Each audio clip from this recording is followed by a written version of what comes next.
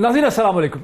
नाज़रीन, ऐसा लगता है कि हुकूमत की जो माशी मुश्किलात हैं, जो इकनॉमिक डिफ़िकल्टीज़ हैं, उसमें कमी वाक़ होने वाली है। कम से कम डॉक्टर मिफ्ताह इस्माइल साहब की स्टेटमेंट से कि बहुत जल्दी जो स्टाफ लेवल एग्रीमेंट है वो IMF से तय पाया जाएगा, $1 बिलियन मिल जाएंगे और उसके बाद उम्मीद की जाती है कि उस $1 बिलियन के बाद सऊदी अरब से, UAE से, वर्ल्ड बैंक से मज़ीद पैरेलल फंड्स मिल सकते हैं, जिसकी वजह से डॉलर की कीमत में और डॉलर में जो बहुत उड़ान थी उसमें कमी भी देखने में आई। तमाम वज़ीर आज़म शहबाज शरीफ साहब ने खबरदार किया कि IMF से एग्रीमेंट हो जाने के बावजूद जो इकोनॉमिक प्रॉब्लम्स हैं वो इतनी जल्दी हल होने वाले नहीं है। जरा सुन लें क्या कहा शहबाज शरीफ साहब।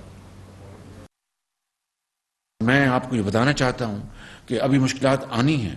IMF के मुआहदे के नतीजे में क्या रातों रात खुशहाली आ जाएगी? बिल्कुल नहीं। हमें अपनी जो फाइनेंशियल पोजीशन है उसको मुस्तहकम करना है। नाज़रीन, अभी आपने सुना, मुझे ज्वाइन कर रहे हैं आज की इस डिस्कशन में आरिफ हमीद भट्टी साहब, पाकिस्तान के मुमताज़ टेलीविजन एंकर पर्सन हैं, इन्वेस्टिगेटिव जर्नलिस्ट हैं, इस वक्त मेरे साथ हैं। हफीजुल्लाह नाजी साहब कॉलमनिस्ट हैं, एनालिस्ट हैं, वो भी मुझे ज्वाइन कर सकेंगे। लेकिन सबसे पहले मैं बात करना चाहूँगा डॉक्टर खाकान नजीब से, जो फर्स्ट पार्ट में हमारे साथ हैं, पाकिस्तान के मिनिस्ट्री फाइनेंस के एडवाइज़र रह चुके हैं और इकनॉमिक्स के हवाले से एक माहिर हैं। डॉक्टर नजीब, अगर मैं आपसे बात का आगाज़ कर सकूं, डॉक्टर मिफ्ताह इस्माइल जिस अच्छी खबर की तरफ इशारा कर रहे हैं और उसका असर भी हमने देखा कि कैसे डॉलर की कीमत में निस्बतन कमी वाक़या हुई है, इसके बारे में आप हमें क्या बता सकते हैं? कितनी हद तक सूरत हाल बदल जाएगी? Doctor Moeed, it's a pleasure to be on your show always and specially on 92 news. देखें, इस वक्त समझने की ज़रूरत है कि मुल्क खड़ा कहाँ हुआ है। अभी कोई 10 मिनट पहले ही स्टेट बैंक की जो 17 जून के रिज़र्व्स की पोजीशन है वो सामने आई है और वो तशवीशनाक है।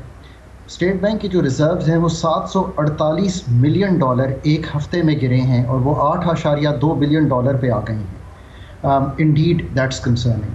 अभी हुकूमत ने ये कोशिश की कि वो 4 कार्गोज ले सके RLNG के। आप सोचिए कि हमारे लॉन्ग टर्म कॉन्ट्रैक्ट जो है वो $13 साढ़े $13 हैं, जिस पे इतनी बहस होती थी कि वो बहुत एक्सपेंसिव हैं। इस वक्त उनको बिड आई है $39.40 के करीब, यानी कि $40 ही समझ लीजिए। Government would have to reject that pay, और अगर वो रिजेक्ट होती है तो एनर्जी सिचुएशन जो है वो और टफन हो जाएगी। हैविंग सेड दैट, IMF का जो मुआहदा है उसमें भी अभी ऐसा नहीं है कि 3 चीज़ें बाकी हैं। अभी हमने सिर्फ बजट पे मूव किया है और रिकनसाइल किए हैं फिगर्स। अभी हमने मॉनेटरी साइड, जैसे कि डॉक्टर मिफ्ताह ने खुद भी कहा, वो करनी है। अभी हमने स्ट्रक्चरल बेंचमार्क्स जो हैं वो सारे तय करने हैं, प्रायर एक्शंस तय करने हैं। अभी हमने MEFP को पूरा पढ़ना है। So we are not home yet, we have moved towards going home. इसके अलावा आपको सारे पैसे पिकअप करने हैं, कतर से करने हैं, UAE से। डॉक्टर अजीब, कोई 3 या 4 दिन पहले हमने सुना कि IMF के जो मिशन हेड हैं, नथन पावर गालिबन उनका नाम है, मैं एस्ट्रा की बात नहीं कर रहा जो पाकिस्तान में होती हैं, उनके साथ US ट्रेजरी की सेक्रेटरी जो है, यानी US के जो फाइनेंस मिनिस्टर हैं, उन्होंने उनको बुलाया और उनको कहा कि हल निकाले पाकिस्तान का, जिसमें उन्होंने खासी एक जिस तरह की पिक्चर आप पेश कर रहे हैं कि मुख्तलिफ जो फिस्कल डेफिसिट है उसका साइज़ बहुत बड़ा है, जो 800 अरब रुपए का प्रॉमिस किया गया है कि फिस्कल सरप्लस हो सकेगा, वो उसकी कोई नंबर्स मैच नहीं करते। पंजाब ने थोड़ा सा सरप्लस दिलाया, KP और सिंध सरप्लस नहीं दिखा रहे, तो फिर उस पर अमेरिकन हुकूमत की तरफ से सिफारिश की गई कि आपने कोई हल निकालना है। तो आप समझते हैं कि उसके बावजूद कोई हल निकल नहीं पाएगा? नहीं, मैं ये समझता हूँ कि गवर्नमेंट ने एक प्रोविजनल बजट दिया था, उन्होंने खुद लिखा था बजट के नीचे, और उस प्रोविजनल बजट पे अब गवर्नमेंट मूव कर गई है in consultation with the IMF। So budget पे तो हमने कर लिया है। अब मॉनेटरी साइड स्टेट बैंक के साथ तय होनी है। So all I am saying is कि ये एक प्रोसेस है। मेरे ख्याल में इसमें कुछ दिन लगेंगे और ये प्रोसेस कंप्लीट हो जाएगा। और ये प्रोसेस के बगैर देखें, all roads go to IMF। आपके सारे फ्रेंड्स भी तब पैसे देंगे। बट हैविंग सेड दैट, अभी बहुत 2-3 और बड़ी इंपॉर्टेंट चीज़ें हैं जो जिनसे फंड के साथ भी तय होनी है और वो मैं समझता हूँ कॉम के साथ भी तय होनी है। वो है कि इलेक्ट्रिसिटी की कीमत में क्या 8 रुपए। एक सिर्फ चीज़ मुझे बताएं, फिर मैं बाकी गेस्ट की तरफ चलता हूँ। हम सुन रहे हैं कि चीन ने जो $2.3 बिलियन का रोल पहले रोका हुआ था वो अब अप्रूव हो गया है, और चीन, यानी वो पैसे तो पहले ही स्टेट बैंक के पास से, वो रोल ओवर अप्रूव हो गया। नहीं, ये ऐसा है डॉक्टर साहब कि ये फरवरी में पैसे वापस चले गए थे, ये पैसों की टर्म ख़त्म हो गई थी। मेरे लिहाज से जब मैं सरकार के पास था, ये पैसे पहले से हमारे पास हैं, 3 बैंकों के हैं। ये एक्चुअली चीन के भी पैसे नहीं हैं, ये चीन के 3 कमर्शियल बैंक्स के पैसे हैं। So it's not government to government lending. इसको रोल ओवर का मतलब ये था कि ये पैसे हमने वापस उन्हीं शराइत पे तकरीबन वापस ले लेने थे। अब ये मार्च में आने थे, फिर अप्रैल में आने थे। आप सोचें कि जून के एंड में आ गए हैं और अब जाके ये पैसे जो हैं आने की उम्मीद है। मेरे ख्याल में मंडे को पैसे स्टेट बैंक में क्रेडिट हो जाएंगे। ये एक उसमें थोड़ी सी रियायत भी मिली है, सो इससे एक कुशन क्रिएट होगा। So what I am trying to say is कि आपकी शॉर्ट टर्म मुश्किलात भी तब तय होंगी कि फ़ंड पे दस्तखत हो जाएंगे स्टाफ लेवल में, जिसमें अभी कुछ चीज़ें बाकी हैं, ये पैसे आ जाएं, यूएई वगैरह सबके पैसे आ जाएं, रोल ओवर्स जो होने हैं चाइना के वो जुलाई में हो जाएं, तो तब आप एक ऐसी कंडीशन में आ जाएंगे कि डिफ़ॉल्ट लाइक सिचुएशन जो है will be behind us. But I think we have moved past default like situation. अच्छा, जरा मुझे अब इसकी एक पॉलिटिकल पल्स लेने दे। आरिफ हमीद भट्टी साहब, बज़ाहिरन तो लगता ये है कि जो नंबर्स गेम है वो हुकूमत ठीक कर रही है, लेकिन नंबर्स गेम ठीक करने की ज़ाहिर है हुकूमत को एक कीमत देनी पड़ेगी। जो टैक्स एक्सेम्पशंस दी थी वापस देनी पड़ेंगी। पेट्रोल के ऊपर पेट्रोलियम लेवल डेवलपी हमारी समझ आती है कि पेट्रोलियम डेवलपमेंट लेवी जो पहले जिसकी हद 30 रुपए पर लीटर थी वो 50 रुपए तक चली जाएगी। तो आप समझते हैं कि क्या ये जो इकोनॉमिक ब्रीदिंग मिल रही है शहबाज शरीफ साहब की हुकूमत को, इससे इनको एक पॉलिटिकल स्पेस भी मिल पाएगी? बिस्मिल्लाहिर्रहमानिर्रहीम। डॉक्टर साहब, नहायत अदब एहतराम से आप जैसे साहिब इल्म से इख्तलाफ नहीं करना चाहिए। हुकूमत नंबर गेम पूरी कर ही नहीं रही, ना वो नंबर पूरी गेम हो सकती है। जब 155 वाले वज़ीर आज़म को निकाल के 84 या 86 वाले को वज़ीर आज़म बनाएंगे तो नंबर गेम क्या पता होगी? क्या जादू है इनके पास? क्या एक बंदे को 8 बंदे बना देंगे, एक बंदे को 8 दफ़ा गिनेंगे? वो इनको संगल से बांध के रखा हुआ किसी ने, जो जाता उसको एक थप्पड़ पड़ता है। वो केस है गई सामने कोड़लक पर जेल ही, वो अंडयाला जेल ही, वो फलां जेल ही, वो नैप ही, वो FI, वो अरबों रुपए की तेरी करप्शन है। तो भाईजान जो लाए हैं मेरी इतलात के मुताबिक वो इन्हें चलाएंगे। इस हुकूमत को IMF पैसे देने के लिए राज़ी नहीं थी। उन्होंने कहा था कि आपका पता ही नहीं कब तक रहना है। ना ये हुकूमत अपनी मर्ज़ी से आई ना जाएगी। वादियुल नज़र में महंगाई मज़ीद होगी। डॉक्टर अशफाक हसन साहब थे, वो कहते 30 तारीख को गालबन इन्होंने फिर 30 रुपये पेट्रोल बढ़ाना है। लेवी की मद में आपने हर महीने बिजली की कीमत में 5 रुपये इजाफा करना है। हुक्मरानों की मुश्किलात ज़रूर कम हुई हैं, लेकिन अगर आप ये कहें कि अवाम की मुश्किलात कम होती नज़र आती है, अच्छी बात है। आज कम से कम थोड़ा सा डॉलर नीचे आया, वरना हमारे हुक्मरान कहते थे आपको पता है 1 रुपये डॉलर में इजाफा हो तो कितने खरब कर्जा बन जाता है। 187 से आप 215 पे ले गए भाई। खुदा का खौफ करें डॉक्टर साहब, छोड़ें ना। मेरे आपके टॉक शो से कुमन नहीं जानी। जेडे साई ने ना बड़े तगड़े ने, जब उनसे बन जाएगी तो उड़ा देंगे, बना बनी तो आ जाएंगे। ये गोरख धंधा है सारा। अच्छा, माशी लफ्जों का। अच्छा, एक इशू न्याजी साहब, अस्सलाम न्याजी साहब, आपने मुझे ज्वाइन कर लिया है। हफीजुल्लाह न्याजी साहब ने भी हमें ज्वाइन कर लिया। हफीजुल्लाह न्याजी साहब, हमारे कानों में मसलसल की खबर मिल रही है और अब तो एक टेलीविज़न प्रोग्राम में मैंने ये डिस्कशन होते भी देखी कि इस वक्त जो अपोजिशन है, जो पहले तहरीक इंसाफ के लीडरान थे, एक से ज़्यादा को ये धमकी लगाई जा रही है कि अगर आपने बकवास करनी बंद ना की, असम्बलियों में वापस जाने की बात ना की, आपको खामोश होना पड़े, वरना आपकी वीडियोज़ जो है वो रिलीज़ कर दी जाएंगी। और मैं इमरान खान की तरफ इशारा नहीं कर रहा, उनकी सेकंड टियर लीडरशिप की तरफ इशारा कर रहा हूँ। मेरा आपसे सवाल ये है कि पाकिस्तान में ये वीडियोस जो है ये बनाना जुर्म नहीं है, लेकिन जो विक्टिम है जिसके खिलाफ रिलीज़ की जाती है उसको डराया जाता है। इस पर आपका क्या इस्तदलाल है? एक ज़माने में जज साहिबान के बारे में था, मुझे याद है 2007 में जब इफ्तिखार चौधरी साहब का ज़माना था, या 2008 में, उस वक्त 2007 में मेरा ख्याल था, तो उस वक्त कहा था कि जज साहिबान की वीडियोज़ बना ली गई हैं या ऑडियोज़ बना ली गई हैं। फिर सुप्रीम कोर्ट ने इसमें बड़ा स्टैंड लिया था।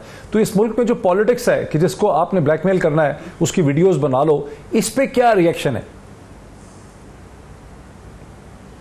डॉक्टर साहब, वो कहते हैं ना, वो शेर मुझे जहन में नहीं आ रहा कि हमको अबस बदनाम किया।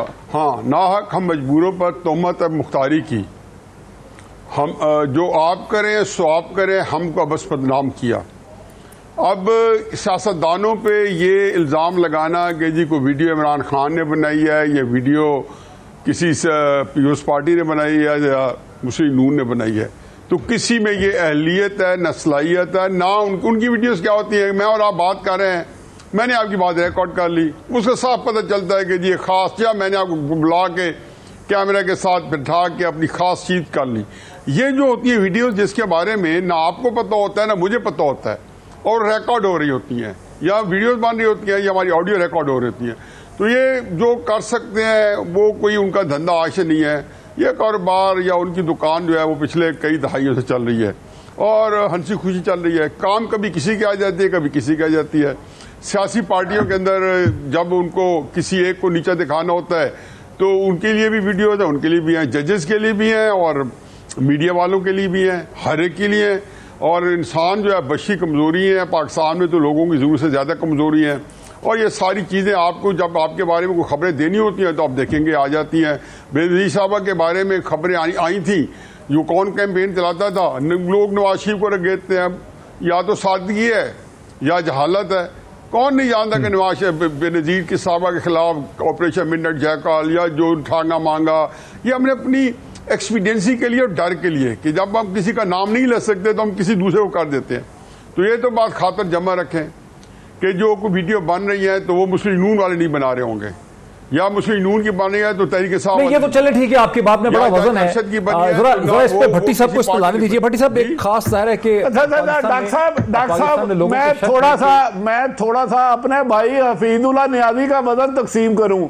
हफीजुल्लाह नियाज़ी सब बरतानिया दौर के हैं, इन्होंने सारी चीजें करीब से देखी है ना। ये नून लीग बना रही है ना पीटीआई, फिर बना कौन रहा है? नियाज़ी साहब जरा थोड़ी सी रहनुमाई फरमा दे, हम तो आपको देख के थोड़ी सी हिम्मत पकड़ने की कोशिश करेंगे। आपको पता है कि इशफाक अहमद खान ने किसी पैराए में कहा था मुशर्रफ साहब को कि जी वो आपके डर की वजह से, उसने कहा मैं मेरे से डर की वजह से मैंने क्या किया? मैं तो आपका प्रोग्राम बड़े शौक से खुद देखता हूं, मेरी वालदा देखती है, बीवी देखती है, तो मेरे डर की वजह से वो प्रोग्राम मॉडिफाई कर दिया या ये किया। तो इशफाक अहमद खान मरूफन ने फरमाया कि जनरल मुशर्रफ साहब को कि ये उनकी खुद मैंने सुना, कहते नहीं आपने मुझे नहीं डराया, लेकिन हजूर डरना तो मेरा हक है, ये तो मुझसे ना छीने। तो किस्सा ये जो डरना है पाकिस्तान में ये है कि वीडियोस किसी की रिलीज की जाए जो विक्टिम है, जिसके ऊपर कैमरे लगाए जाएं, वीडियोस उसकी बनाई जाएं, इल्जाम और वजन उसका है। ये सवाल कभी उठा ही नहीं ठीक तरह से कि असल मुजरिम वीडियो बनाने वाला है, कैमरा लगाने वाला है, और अगर इसमें सरकार के रिसोर्सेज और एसेट्स इस्तेमाल होते हैं और अगर सरकारी एहलकार ये करते हैं, ये वो सहूलतकार है, उनका कभी हिसाब किताब चूंकि हुआ ही नहीं। अगर ये सवाल उठा दिया जाए कि ये वीडियोस बनाने वाले असल मुजरिम है, कैमरे लगाने वाले मुजरिम है, रिकॉर्ड करने वाले मुजरिम है, और सरकार के और टैक्स पेयर के रिसोर्सेज इस्तेमाल करना, ये तो आप सिर्फ दहशतगर्दों के खिलाफ कर सकते हैं। आम शहरियों के खिलाफ इस किस्म की वीडियोस बनाना तो एक जुर्म होना चाहिए, इसे तो अदालतों को उठाना चाहिए, सुप्रीम कोर्ट को। डॉक्टर साहब अगर मुझसे पूछा आपने? जी जी भट्टी साहब, अपना आरिफ साहब से, आरिफ हमीद भट्टी साहब से। जी भट्टी साहब। मैं बदकिस्मती है डॉक्टर साहब, इस मुल्क में तमाम अदारे अपनी आईनी हदूद से तजावज़ करते हैं। जिस दिन पाकिस्तान, कोई भी दुनिया की करप्शन गैर आईनी काम जब तक सरकारी इदारे हैं उनकी सरपरस्ती के बगैर नहीं हो सकता। चोर को पकड़ने के लिए कानून है, पाकिस्तान में ऊंचा बोलने की भी सजा है। ये ब्लैकमेल करके, जाली वीडियो बना के, जाली ऑडियो बना के ये वो काम करते हैं जिनके अंदर कोई चोर हो, डाकुआ हो, जिन्हें अपना खौफ हो, जिन्होंने आपको तंग करना हो।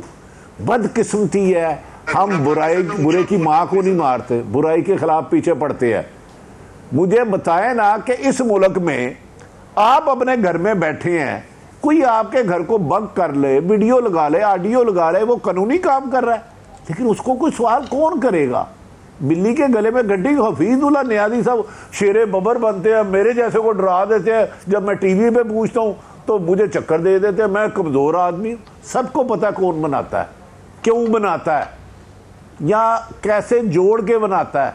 लेकिन इस मुल्क में जब तक इंसाफ ना शुरू हुआ, करप्शन का खात्मा ना हुआ, ये बनाते ही इसीलिए कि बावक्त ज़रूरत उस बंदे को ब्लैकमेल कर सके। ये बुराई को ख़त्म करने के लिए नहीं बनाते, बुराई को जड़ से बड़ा करने के लिए बनाते हैं, ताकि बावक्त ज़रूरत इसको अपनी मर्जी से चलाया, अपने इशारों पे चलाएं। इधर बैठ जा, इधर खड़ा हो जा, इधर से भाग जा, इसके साथ मिल जा, इसको छोड़ जा।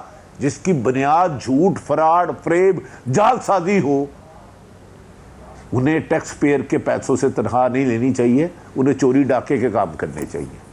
बाकी नियादी साहब से थोड़ी सी चोरी डाके से लेनी चाहिए। डॉक्टर खाकान नजीब साहब, आप हैं तो चले इकोनॉमिस्ट और फाइनेंस के आदमी हैं, लेकिन आपका ज़ाहिर एक वर्ल्ड व्यू है, आप दुनिया में रहे हैं, मुख्तलिफ जगहों पे आपने डॉक्टरेट किया है। ये पाकिस्तान के अंदर जो रीत है कि लगता है कि सरकार ही के लोग सरकार ही के रिसोर्सेज को इस्तेमाल करके, ऐसी फैसिलिटीज़ को इस्तेमाल करके जो बेसिकली दुश्मनों के खिलाफ, रियासत के दुश्मनों के खिलाफ इस्तेमाल करनी है, दहशत गर्दों के खिलाफ इस्तेमाल करनी है, वो सियासतदानों के खिलाफ इस्तेमाल करते हैं, आम शहरियों के खिलाफ इस्तेमाल करते हैं। ये किस किस्म का जुर्म होना चाहिए कानून की नज़र में?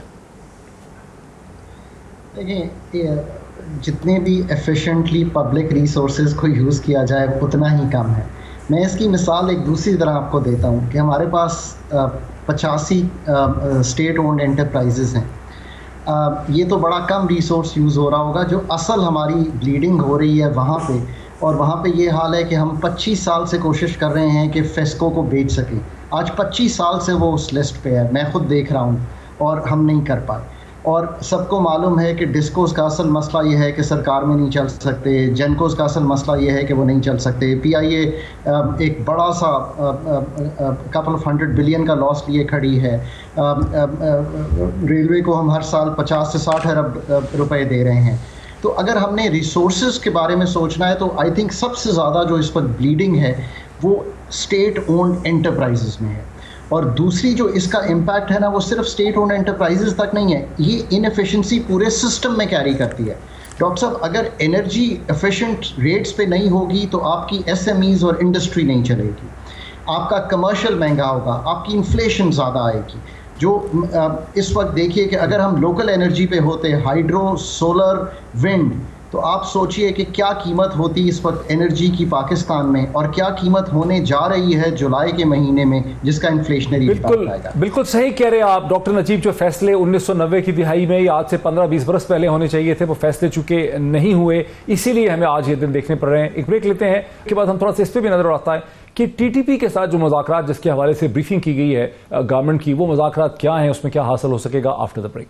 नाज़रीन, वेलकम बैक। जैसे कि वक्फे से पहले मैंने कहा कि हम इस हवाले से भी बात करेंगे आज के इस प्रोग्राम के अंदर कि TTP के साथ हुकूमत जो मुज़ाकरात करना चाह रही है, जिसका प्रोसेस जो अक्टूबर 2021 से शुरू हो रखा है। एक दिन पहले पाकिस्तान की मिलिट्री लीडरशिप ने ब्रीफिंग दी पाकिस्तान की हुकूमत की 2 सियासी जमातों को, जिसमें पीपल्स पार्टी को और PMLN को ये ब्रीफिंग दी गई। लोग पहले समझे कि नेशनल सिक्योरिटी कमेटी की मीटिंग है, लेकिन ये एक लार्जर मीटिंग थी जिसमें बहुत से सियासतदान शामिल थे। तो ताज्जुब की बात है कि TTP के साथ इस ब्रीफिंग में KP के CM जो है उनको नहीं बुलाया गया। हालांकि TTP का मुतालबा एक ये भी है कि जो अर्सवाइल फाटा है उसके इलाकों का जो मर्जर हुआ है खैबर पख्तूनख्वा के साथ, उसे कलअदम करार दिया जाए, उनके लोगों को रिलीज़ किया जाए, उनके इलाकों से आर्मी को, फ़ौज को और चेक पोस्ट को विड्रॉ किया जाए। और हुकूमत की तरफ से कहना है कि जो भी बातचीत हो रही है, जो भी बातचीत होगी TTP के साथ, ये पाकिस्तान के आइन के तहत होगी। हालांकि जो डिमांड्स आ रही हैं TTP की तरफ से, उनमें से कोई भी चीज़ जो है वो आइन के अंदर फिट होते नज़र नहीं आ रही। इसके ऊपर मेरी कोशिश है कि रुस्तम शाह मोहम्मद साहब को भी हम ले सकें, जो इन मामलात के माहिर हैं।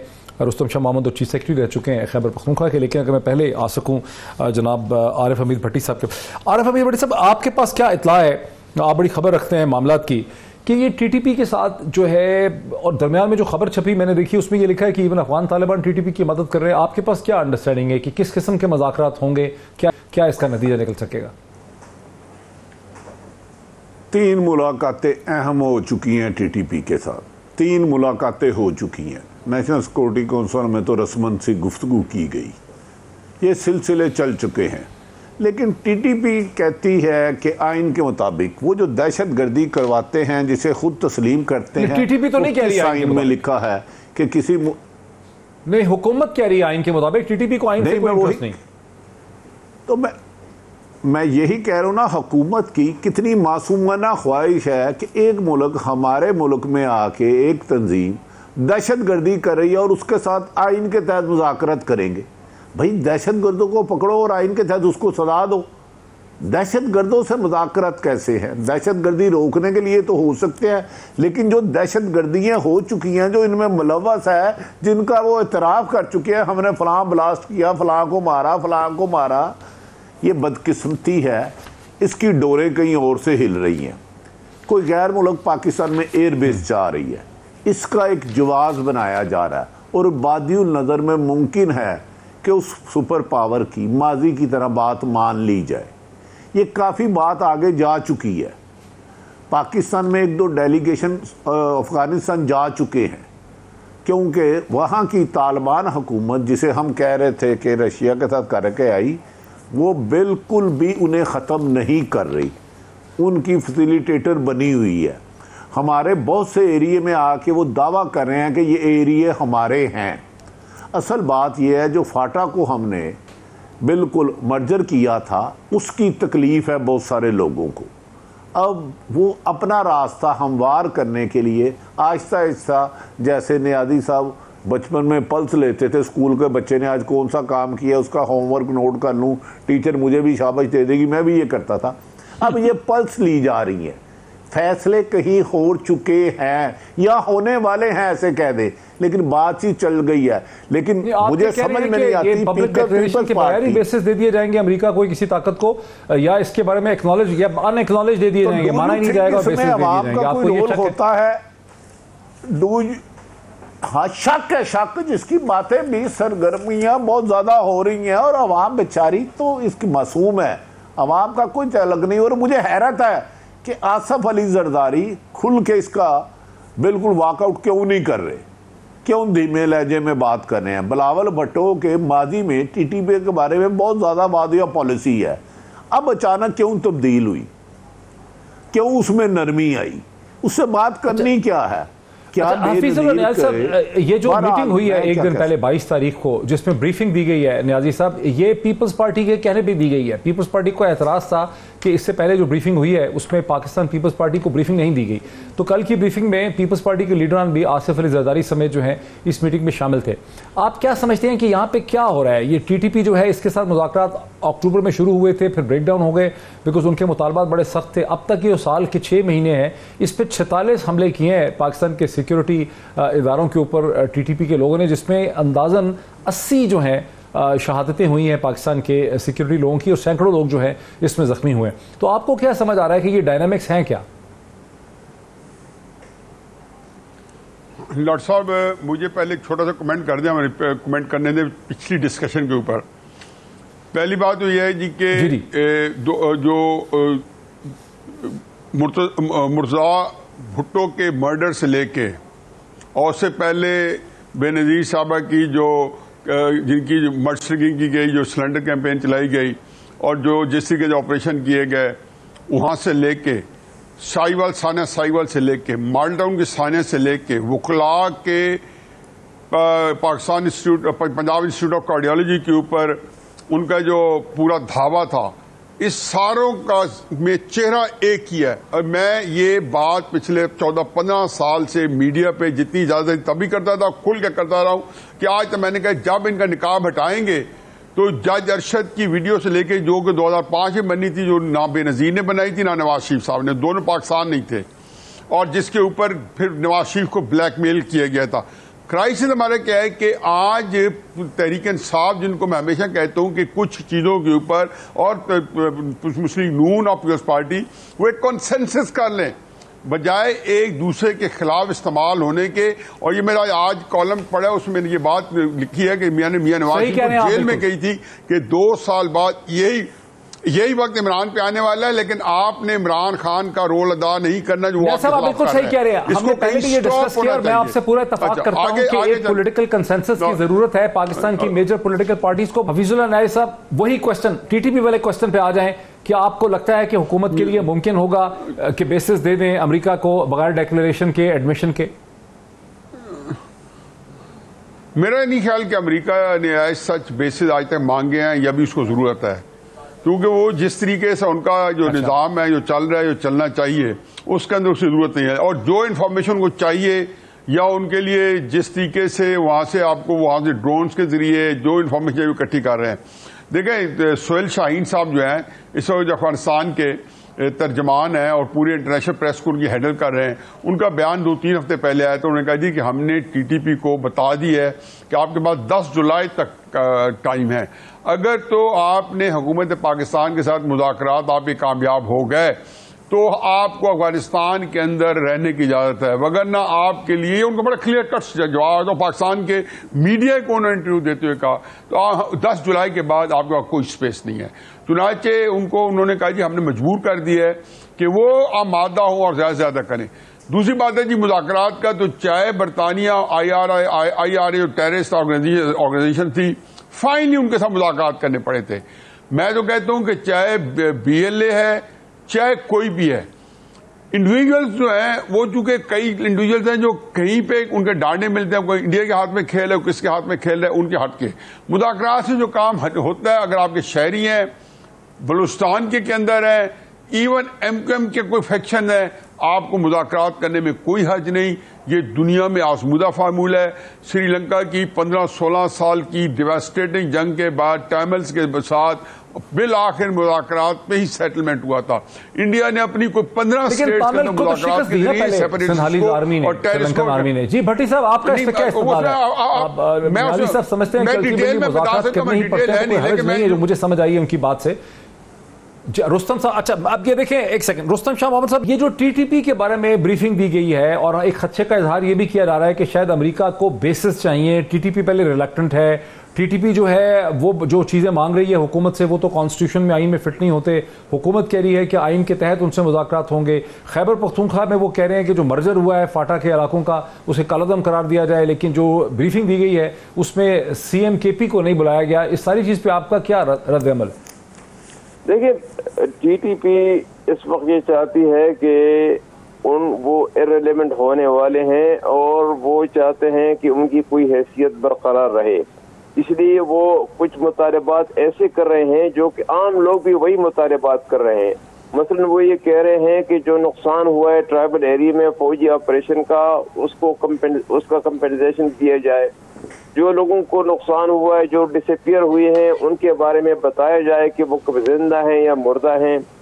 जो मर्जर हुआ है ट्राइबल एरिया का, चूंकि उनको मालूम है कि ट्राइबल एरिया के अवाम मर्जर से नाखुश हैं, वहाँ तक बहुत ज्यादा मुसीबत बढ़ चुकी है, मर्डर ज्यादा हो गए हैं, क्राइम रेट बहुत बढ़ गया है, लोगों के मसाइल हल होते नहीं है, लोग एक अदालत से दूसरी अदालत जाने पे मजबूर हैं, उनके पास पैसे नहीं है कि वकीलों को करें, उन लोगों के पास पैसे नहीं है कि 3-3, 4-4 साल अपने केस को परसू करें।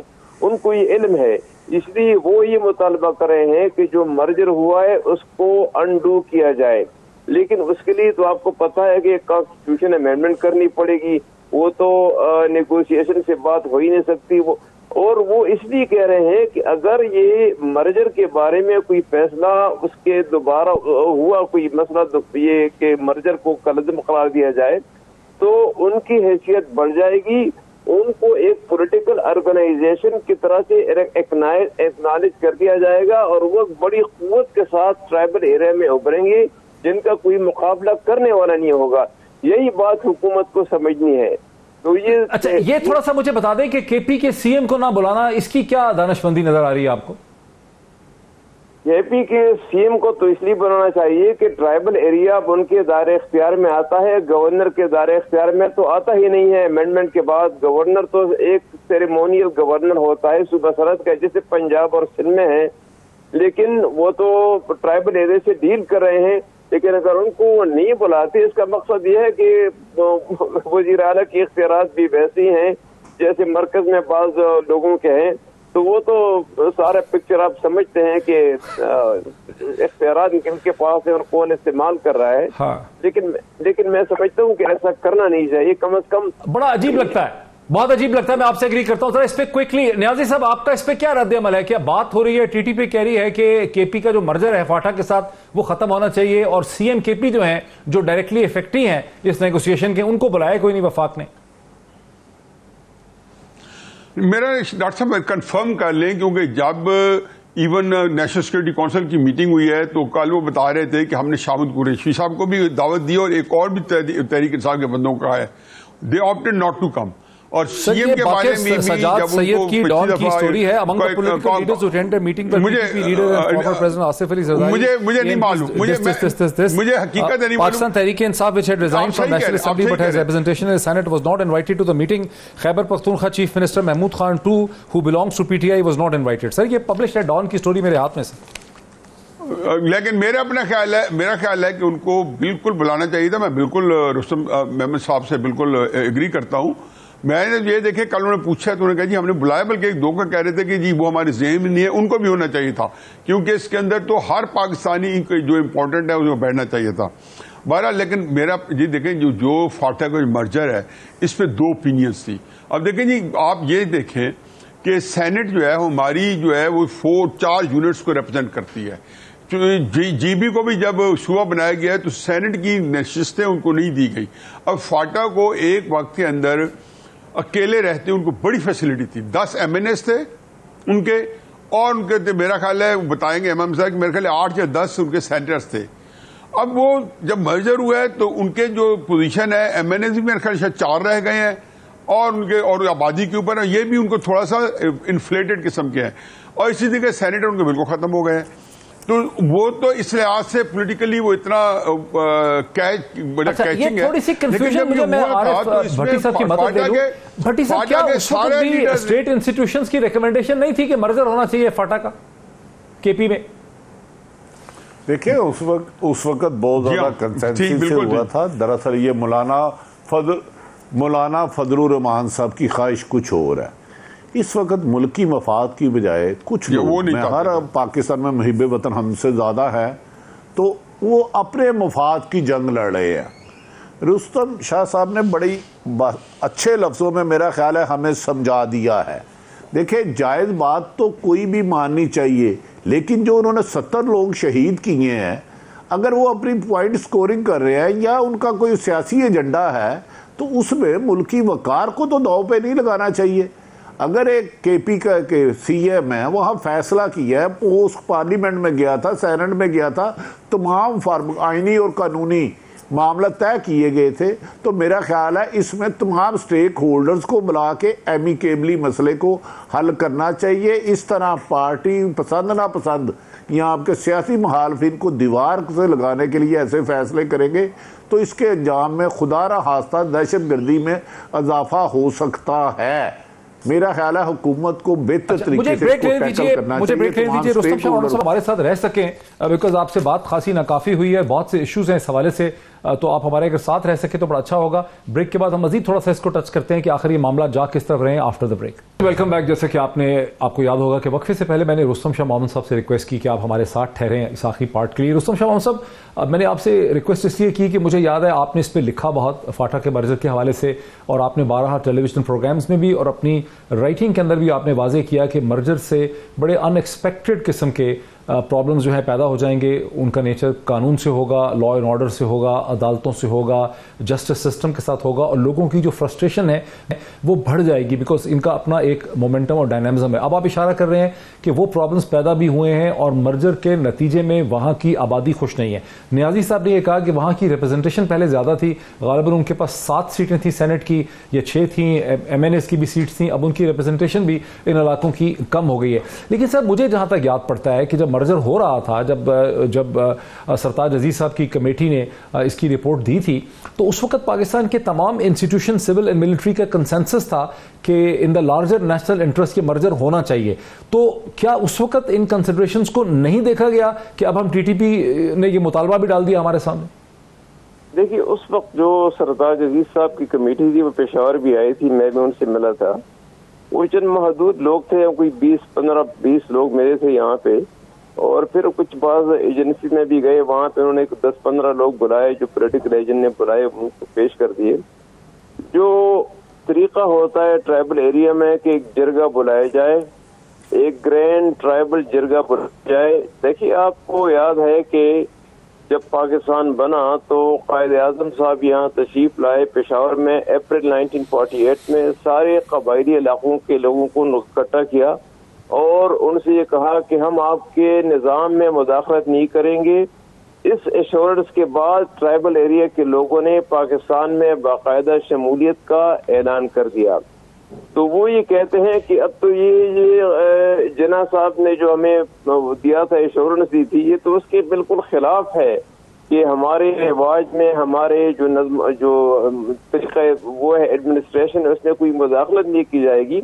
असल में बात यह है कि उस एक बड़ा ग्रैंड जरगा बुला के अगर उनसे कंसेंसस को दिया जाता और उनसे एग्रीमेंट हो गया तो फिर तो बात ठीक थी, लेकिन वो हुआ नहीं।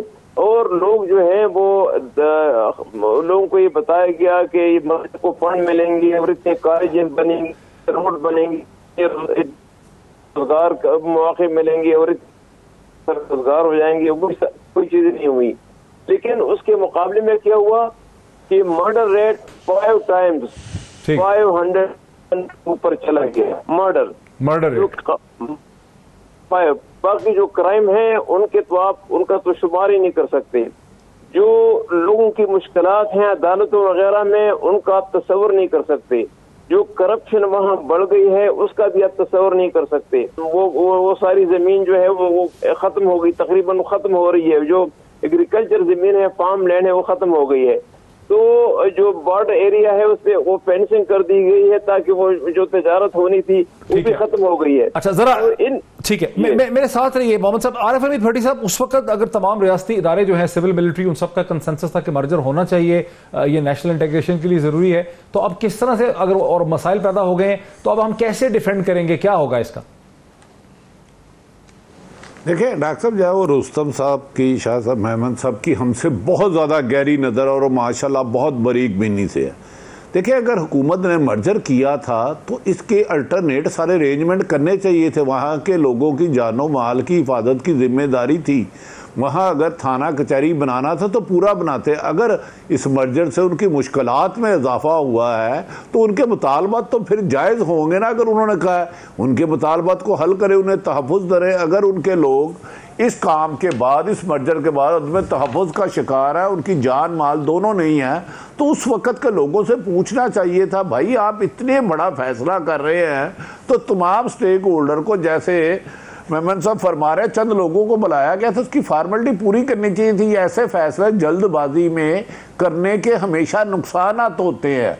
तो मेरा ख्याल है इसको बहुत संजीदा लेके इस पर पूरा होमवर्क करके इसका किसी भी डिसीजन पे पहुंचना चाहिए, बजाय इसके कि जल्दबाजी में कहे कि मर्जर तोड़ दिया या जारी रखना है। किसी जिद की बजाय उन लोगों की जानो माल की हिफाजत, उनके कारोबार की हिफाजत हुकूमत के फ़राइज़ में शामिल है, उसे यकीनी बनाए। इसमें फैसला जल्दबाजी में नहीं करना चाहिए। कहीं खला रह गया तो उसे दूर कर लेना चाहिए। अच्छा नियाजी साहब, मुझे एक थोड़ा सा गुमान और शक ये है कि अगर मर्जर ख़त्म होता है या मर्जर को ख़त्म करने का मुतालबा टीटीपी का बन गया है, और जिस तरह से रुस्तम शाह मोहम्मद ने कहा कि टीटीपी चाहती है कि वो इन इलाकों में एक भरपूर सियासी ताकत की हैसियत से इमर्ज करे, तो इस स्टेज पे अगर मर्जर ख़त्म होने की बात होती है तो फिर टीटीपी एक ऑटोनमस टेरिटरी के अंदर एक पॉलिटिकल फोर्स के तौर पे इमर्ज कर सकती है। नायब साहब, इसमें तो मुझे ज़्यादा बड़ा ख़तरा नज़र आ रहा है। डॉक्टर साहब, पहली मेरी बात बिल्कुल खातिर जमा रखें कि मर्जर ख़त्म नहीं होगा। इसके अब बहुत कई कॉम्प्लिकेशंस हैं। मैं जिस दिन मर्जर की करारदाद तहरीक इंसाफ की हुकूमत के मेरे ख्याल शुरू के दिन थे, पहले ही साल था, जब ये वहाँ पे पास हुई और उनको बाकायदा अमली शक्ल दी गई और सारी पार्टी से कॉन्सेंसस बनाई गई, तो मैं नॉर्थ वजीरिस्तान के दत्ता खैल में था, वहाँ पे ताज़ियत पे गया हुआ था। और वहाँ पे यकीन जानो कि इतनी लोगों ने खुशियाँ मनाई और इतनी फायरिंग हुई। ज़ाती तौर पे मैं मर्जर के खिलाफ था, मेरे अपने एंगल था, क्योंकि वजीरिस्तान बिल्कुल आप ये समझें कि नॉर्थ और साउथ दोनों मियाँ वाली का हमारा बैक यार्ड है, हमारे रिश्तेदारी हैं और बहुत सारे जिसको कहना चाहिए बिल्कुल ऐसा है कि न्याजियों के बाद सारा थोड़ा सा बन्नू का इलाका आता है या लक्की का इलाका आता है, मुख्तलिफ जगहों में यक्का रख के, और ये सारे शुरू हो जाते हैं। और जीपी के सूबा बनने की मैं उसको कब बनाने के खिलाफ था, इसकी टेक्निकल रीजंस थी। लेकिन अब मर्जर जो हो गया है, इसके बाद आप भूल जाएं कि इसको अंडू किया जाएगा। इसके सिक्योरिटी रीजन है बहुत सारे। आपको अंदाजा नहीं कि टीटीपी के अंदर भी बहुत सारे एलिमेंट्स होंगे कि जिसको मुख्तलिफ लोग जो है उसको इस्तेमाल कर लेंगे, उसमें पाकिस्तान से बाहर भी हों। लेकिन जेन्युइनली में जो ये मुतालबा था कि इसका मर्जर नहीं होना चाहिए, मैं उसके साथ था उस वक्त। और मेरा ख्याल था कि इसकी आइडेंटिटी जो है, जैसे रुस्तम शाह साहब ने फरमाई है, रुस्तम शाह साहब ने फरमाई है, उसी तरीके से कि कायद आज़म मोहम्मद अली जिन्नाह ने ये उनको दिया था और वो अक्सर कहते थे। लेकिन क्राइसिस ये था कि जब ये बन रहा था तो आप लोगों की टॉक शो के अंदर फाटक के ही बड़े बड़े कायदीन उस वक्त के वो इनके मुकाबले में ये बातें दब गई थी, फजल रहमान साहब के बाद दब गई थी, इंसार के बाद दब गई। टीटी की पी का तो खैर मुतालबा ही नहीं था, लेकिन जो बड़े अच्छे समझदार लोगों का मुतालबा था जिसमें ये रुस्तम शाह साहब सारे थे, लेकिन इनके मुकाबले में भी आपकी अंडरस्टैंडिंग है कि हम सबसे ज्यादा है। एक प्रॉब्लम ये नजर आ रहा है, एक तो जो नियाजी साहब ने इशारा किया कि जब मर्जर हो रहा था उस वक्त बहुत सी आवाजें ऐसी भी थी इन्हीं इलाकों की, ट्राइबल एरियाज की, जो कहते थे कि हमारे अभी तक अंग्रेज के काले कानून से हमें चला रहे हैं, फलां चीज़ें चला रहे हैं, FCR बड़ा गलत है वगैरह वगैरह। आप ज़रूर मुखालफत करते थे, लेकिन बहुत से लोग कह रहे थे कि हमें प्रॉपर कोर्ट्स चाहिए। अब अगर वो सिस्टम वर्क नहीं कर रहा और मर्जर को ख़त्म किए बगैर क्या ऐसा किया जा सकता है? क्या उनको एक स्लाइटली ज़रा सा मुख्तलिफ डिवीजन बना के एक अलग एक्सपीडाइटेड जस्टिस सिस्टम दिया जा सकता है, जहाँ पर KP के अदालतों से मुख्तलिफ किस्म की अदालतें उनको मिल सकें स्पीडी ट्रायल्स के लिए? यही हो सकता है, यही होना चाहिए, यही रास्ता है, कोई दूसरा रास्ता है नहीं। उसका तरीका यह है कि जो मुश्किलात सामने आ गई हैं, जो हमारा तजुर्बा है पिछले 4 साल से कि इस निज़ाम में जो नया निज़ाम है इसमें क्या क्या तकलीफें लोगों को पेश आ रही हैं, अदालत के उसमें पुलिस वालों के जो भी है जिस सेक्टर में भी है, या कि रोड बनाना है या तो कोई अस्पताल बनाना है या कोई सिस्टम ऑफ जस्टिस है, तो उनको कैसे दूर किया जाए, मर्जर को रहने दिया जाए, लेकिन उन कमजोरियों को जिनकी वजह से वहाँ क्राइम रेट बढ़ गया है, उन कमजोरियों की वजह से जिनकी वजह से वहाँ करप्शन बहुत ज्यादा बढ़ गई है, लोगों के पास पैसे नहीं है पुलिस को देने के लिए, लोग पुलिस से नाला हो चुके हैं, लोगों की जमीनें छीन ली गई हैं। ये सारी बातें जो है इनका सद्भाव हो सकता है अगर आप FCR को किसी अमेंडेड शक्ल में दोबारा नाफिज कर लें और जो जमीनें लोगों की ली जा रही हैं उनको दोबारा रिस्टोर किया जाए, तो मेरे अपने ख्याल में वहाँ के लोगों को तसल्ली हो जाएगी। कोई बड़ी बात नहीं है। हुकूमत सिर्फ जरा कुछ वो पॉलिसी को रिप्रेस करने के लिए हुकूमत एक कमेटी, एक कमीशन बनाए और इस पे उनमें लोगों को भी शामिल कर लें, जो स्टेक होल्डर्स हैं असली, जो कबायली हैं, उनको भी 5, 6, 7, 8, 10 नुमाइंदे शामिल कर लें और उसकी रोशनी में जो भी वो सिफारिशात दें उनको आप फॉर्मलाइज कर लें, उनको आप नोटिफाई कर लें, चाहे आप असेंबली से अप्रूव करें, चाहे एक एग्जीक्यूटिव ऑर्डर से कर लें। अगर वो एग्जीक्यूटिव ऑर्डर से नहीं होता तो फिर आपको एक असेंबली से एक्ट पास कराएं, वो भी आप कर सकते हैं। लेकिन इस सिस्टम का इस सूरत हाल में मौजूद होना और चलते रहना खासा तशवीशनाक है। बिल्कुल सही आपने कहा, बहुत शुक्रिया मोहम्मद साहब का भी, आरिफ हमीद भट्टी साहब का, हफीजुल्लाह नियाजी साहब का इस भरपूर डिस्कशन में शामिल होने का। ये आपने देखी एक से ज्यादा पहलू को हमने डिस्कस किया, फैसला आपका है, फिर आपसे मुलाकात होती है। बहुत शुक्रिया।